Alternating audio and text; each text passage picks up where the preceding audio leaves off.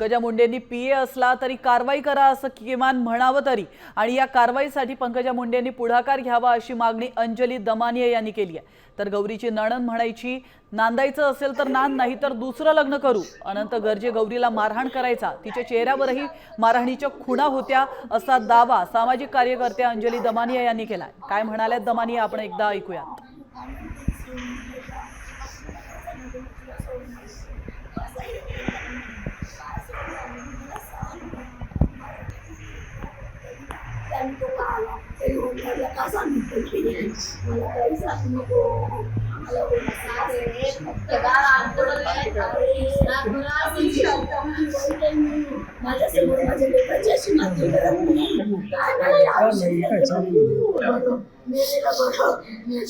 मला माझं लेकरू पाहिजे, त्याच्यासाठी लहानाचं मोठं केलं का?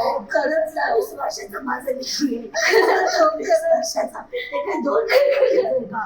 माझं लेकरू मी किती लहानाचं मोठं केलं तुला सांग, काय बोलतो मला सांग, माझं लेकरू पाहिजे हे बघ ना गं। पंकजा मुंडे यांना तर रात्री कळलं असेलच, पण तरी त्यांनी पोलिसांना फोन करून निदान चांगली कारवाई करा आणि तो माझा पीए असेल तरी त्याच्यावर कारवाई झाली पाहिजे असं म्हणणं अपेक्षित, तेवढं तरी म्हणणं अपेक्षित आहे, ते त्यांनी म्हणावं अशी मी त्यांना विनंती करते।